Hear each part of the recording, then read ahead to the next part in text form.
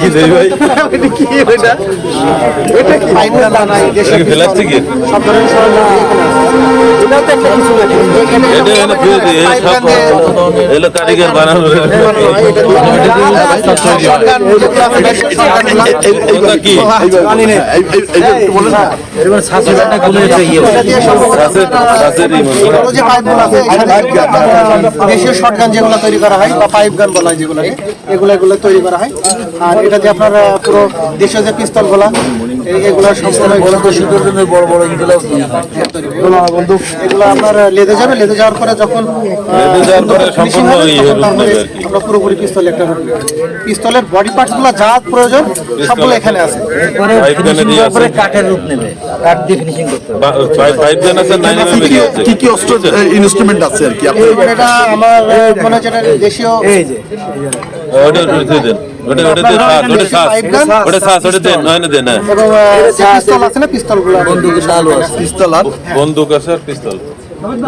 ওই যেগুলো পাইপ গান পিস্তল এবং যে গণদস্যুরা ব্যবহার করে। গণদস্যুরা কি ব্যবহার করে দেখাবে? এগুলো বড় একটা ইয়ে বানাবে। গণদস্যুরা সন্ত্রাসী কর্মকাণ্ড করে সবাই এগুলো ব্যবহার করে।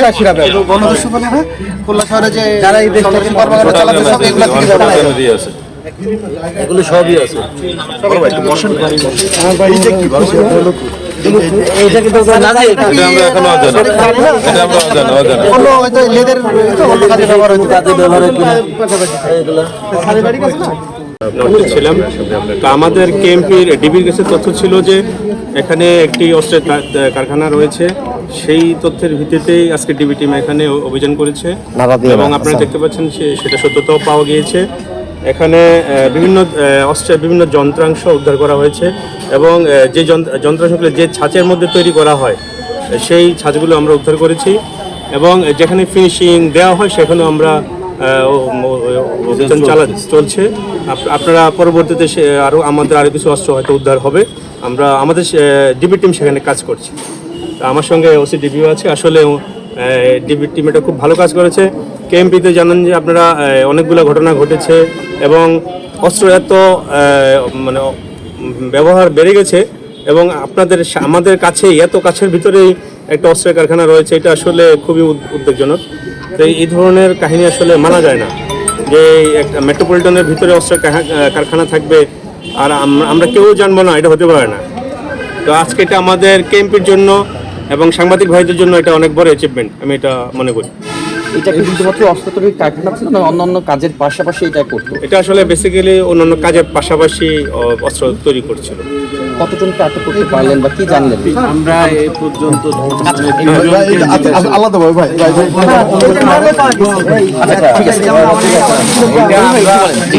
আপাতত তিনজনকে মূল মেকার যে তৈরি করে তাকে ঈশ্বরদীপ থেকে আনা হয়েছে। এটা আনা হয়েছে তারা তৈরি করতেছিল এবং এখানে বিভিন্ন ধরনের অস্ত্রের তৈরি হয়, এটা সংযোজন হয় আরেক জায়গায়। সেটা কি খুলনার মধ্যে? এখন সেটা সংক্রান্ত অভিযান চলছে, ব্যাপারে আপনাদের আমরা পরে জানাবো। এটা খুলনার ভিতরে হইতে পারে, বাইরেও হইতে পারে, ব্যাপারে অভিযান অব্যাহত আছে। কতদিন যাবত এরা এখানে তৈরি করছে? এরা এখানে বেশ কিছুদিন যাবত আমরা যে খবর পেয়েছি তাতে এরা এখান থেকে অস্ত্র যথেষ্ট পরিমাণ অস্ত্র এর আগে সরবরাহ করছে। এটা কি বাংলাদেশের বিভিন্ন প্রান্তে নাকি খুলনা? কোথায় যেত এই অস্ত্রগুলো? এটা খুলনার আশেপাশে যেরকম যশোর, সাতক্ষীরা এই সমস্ত বিভিন্ন এলাকায় খুলনাতে এই অস্ত্রগুলা এগুলো সন্ত্রাসীরাই সাধারণত সন্ত্রাসী জলদস্যু এরাই সাধারণত এই অস্ত্রগুলোর খরিদ্দার। কি কি পেলেন এখানে? এইখানে আছে আপনার ট্রিগার গার্ড, তারপর ব্যারেল, তারপরে আপনার ককিং যে ইয়েটা থাকে উপরে স্লাইডারটা থাকে সেটা, এটা বিভিন্ন মানে ঢালাই করে যে জিনিসগুলা তৈরি করতে হয় সেই জিনিসগুলা এখানে তৈরি হইতেছে। ফিনিশিং এর যে জিনিসগুলা ধরেন বাটের কাঠের অংশ, তারপরে আপনার স্প্রিং, এগুলো আবার অন্য জায়গায় সংযোজন। সেটা কি খুলনাতেই? এখনো আমরা এই ব্যাপারে আপাতত কিছু বলতে পারছি না, অভিযান চলতেছে তাদেরকে নিয়ে।